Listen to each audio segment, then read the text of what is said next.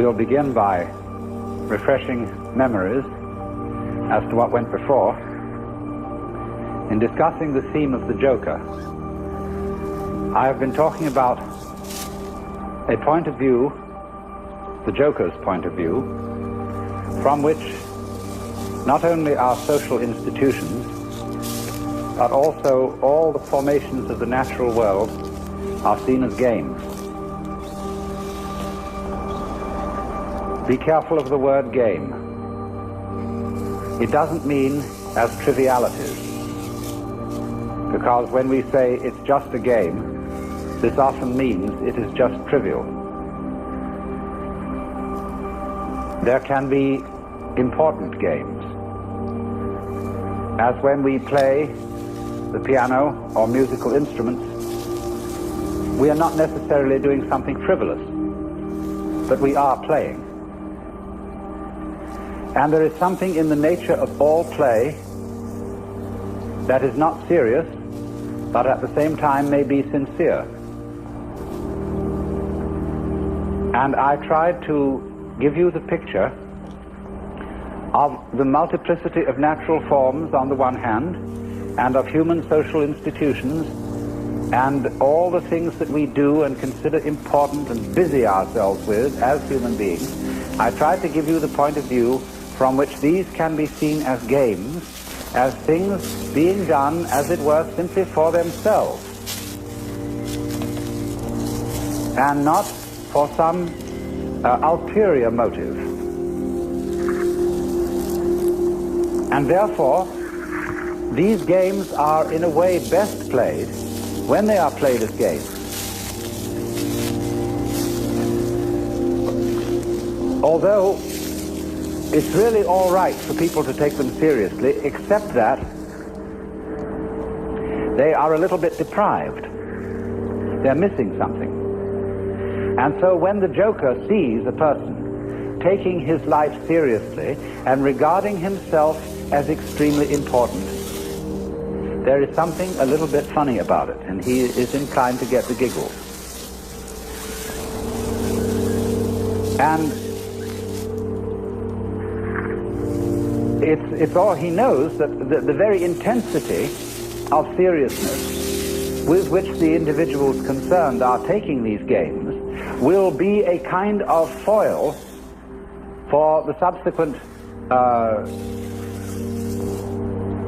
bursting into laughter when he sees that it wasn't serious after all. You see that?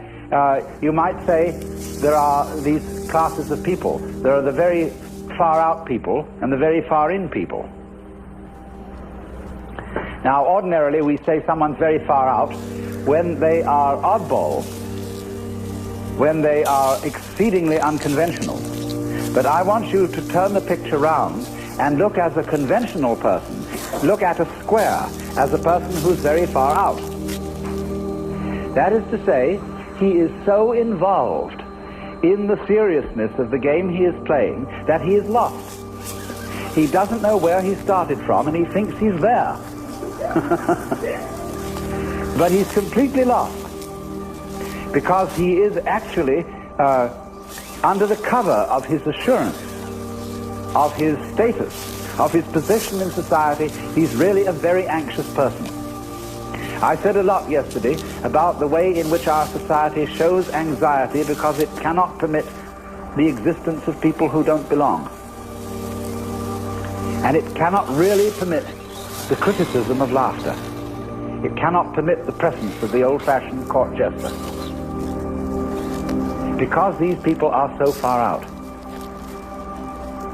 They're so involved, and one from a certain standpoint, you see, from the Joker's standpoint, he doesn't condemn such people. He rather congratulates them on their heroism for getting so lost and involved. But to keep the far out people from going quite insane, there have to be far in people. And the far in people are those who keep contact with the original goings-on behind the scenes. They are like the prompter in the theater, where there are the actors out on the stage relying on their memories, etc., and they're supposed to get completely involved in the play. But there's a concealed prompter with the script in front of him. And he is the connection of the actor on the stage with the green room behind the stage. And you see in this dramatic analogy of the universe, the green room is the central point, the still point of the turning world. The green room is how God is when he's back home, not involved in all these games, and takes off the mask. See, on the Hindu theory that everybody is a mask of God. Like a wonderful line in one of Chesterton's poems. And now a great thing in the street seems any human nod, where move in strange democracy the million masks of God. The million masks of the Joker, because the Joker is the player, the trick player, who plays ultimately the great trick on himself. So really, there can be no resentment about this. Nobody to blame, nobody to turn around to in the end and say, you bastard, you did this to me. Because it's always you who are ultimately responsible. So, this prompter, you see, keeps the actor on the stage in touch with the green room. And so there are certain people in the world who might be a kind of a priesthood sometimes, although priesthoods are apt to become corrupt and square. But a kind of people in the know. There always has to be somebody around in the know, so that, as it were, the wheel of society and of existence, the wheel of the squirrel cage, the wheel of the rat race, can have an axle firmly planted. And at the center then there have to be the far-in people. So this is the domain of jokers. Now, having developed that side of the joker, the person who sees through the social institutions as games, I went on in the second session to discuss another aspect of the joker as the sly man, in comparison with the monk, the fakir, and the yogi, who undertake, all those three, undertake in certain different ways disciplines which have the intent of releasing them from their karma. The individual, in other words, challenges his involvement, his attachments, his limitations, his finitude, and endeavors to overcome it. But in each of these three cases, the individual involved stirs up an immense opposition, because he serves notice upon the devil, or shall we say upon his karmic creditors, that he is about to leave town.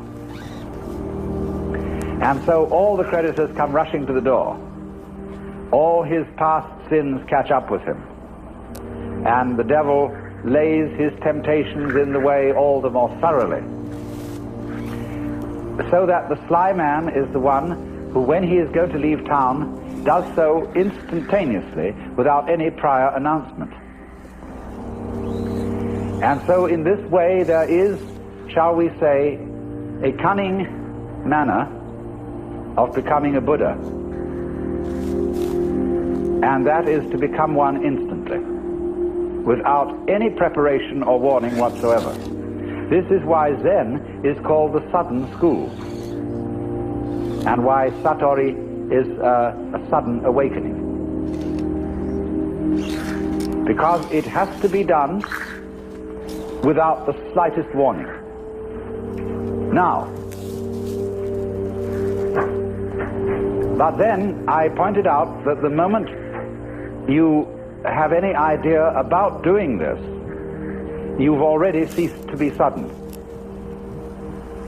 That is to say, the moment you seek for some spiritual attainment, which is becoming a Buddha, becoming awakened, becoming released, getting in there, you've already served notice upon your creditors. So that somehow or other you find that you have to do it without intending to do it. And that is a double bind. which you impose upon yourself when you say, I must find a way of doing this spontaneously. That's the old basic double bind. You must be spontaneous. You are commanded, or you command yourself to do something which is acceptable only if it happens spontaneously. Then you think about that and say, well, what a fix that is. Here am I saying, I must be surprised, and I'm going to lay plans to surprise myself. So by going through this, you discover naturally that can't be done. You can't surprise yourself on purpose. Yet that's what you have to do.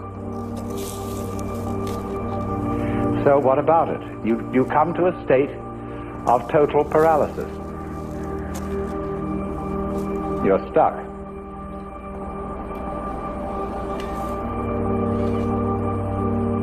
The one thing that is terribly important to be done can't be done.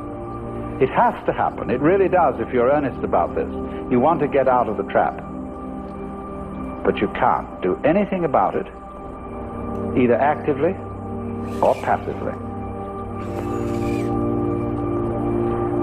But then as you begin to see what you are doing all the time, you notice a very odd fact, which is that you can't help being spontaneous. If I say to you, good morning, and you say good morning, what is that? Did you plan this answer? Did you make preparations to grow your hair? Do you make decisions about having blue eyes? You see, about breathing? Is this all planned? About beating your heart? And what about your thinking? Even if it's very blocked thinking, even if you feel from a certain point of view that you're all mixed up, what is going on anyway? You see, you can't stop it. It's like trying to, we were discussing the Gurdjieff thing yesterday, the self-remembering exercise, the attempt to live completely in the present. Well, that's not only a Gurdjieff idea, that's a very ancient yoga and Buddhist discipline, to be completely here and now. But of course, as you pursue this, you discover you can't do it, because you couldn't even, know when to go shopping unless you made plans and started thinking about the future. You couldn't move. But then you discover, you see, that in the long run, there's nothing to think about except the here and now. There really isn't anything else. Because even when you make plans for the future and you remember the past, you're doing it all in the present. Your memory is a present activity. There's no way of not being self-remembering and having presence of mind. So when you discover that, there's nothing left to you but to have a good laugh.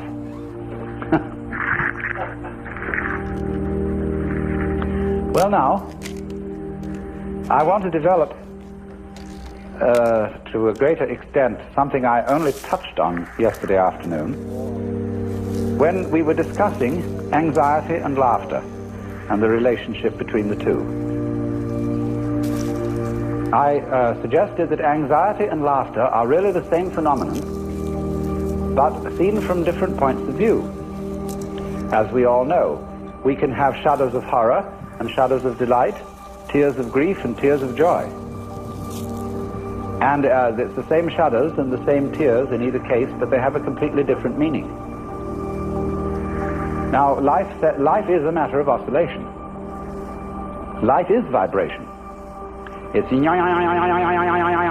whole time and all the way through. The question is, how are you going to interpret that? Is it tremble, tremble, tremble, or is it laugh, laugh, laugh? That's the great thing. And sometimes it's one, and sometimes it's the other. So that the whole thing of the Joker is he comes into being, as it were, at the point when the anxiety interpretation of the trembling becomes the laughing interpretation. We were talking about monks who had skulls in their cells to remind them of mortality.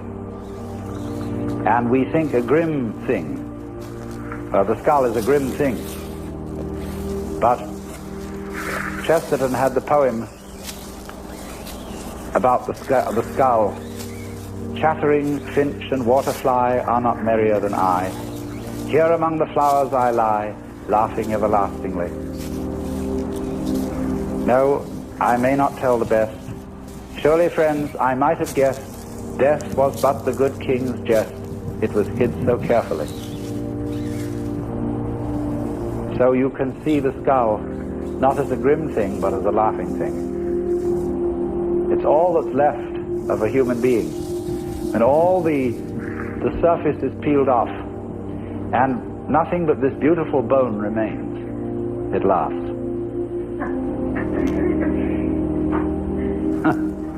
Now why? What is it about death being a jest?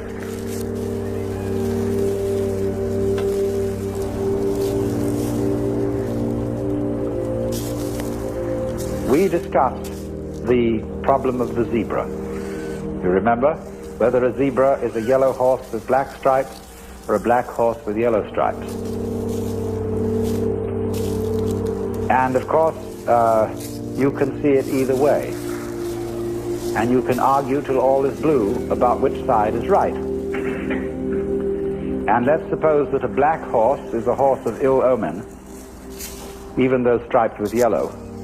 And a yellow horse, a horse of joy and good omen, even though striped with black. This is our eternal problem. We are in the state of egocentric consciousness, firmly convinced that death is a threat. We are so convinced of this, even though individuals may say, well, I'm not really afraid of death. What I'm afraid of is dying in an unpleasant way. Nevertheless, since almost all moralists and people concerned with ethics seem to agree, whatever their differences of opinion, that survival is a good thing. In some sense, if not survival in this body, even the most, the people who would rather be dead than red, firmly believe that that is true because they believe there is a hereafter, where they can go and where they can be rewarded for the courageous stand against evil which they have taken. You see? So that's still some kind of insistence on the value of survival. And we all cling to this idea of survival with tremendous passion. But we have been fooled, because survival is an important ideal only so long as you have bothering you the bugbear of death, that the world might stop altogether, and that your death, so far as you are concerned, is curtains forever. And that is really the bogey.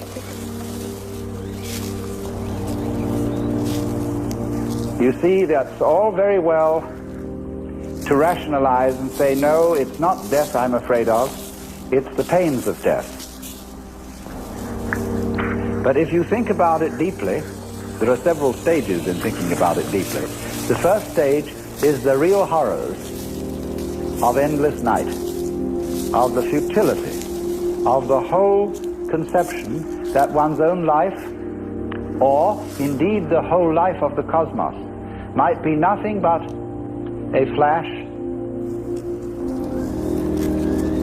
and beyond that, nothing. Nothing in all directions. When, for example, we think of the physicist's idea that the universe is running down, that all energy is seeking a stable state. Supposing, for example, to give an illustration of what they mean,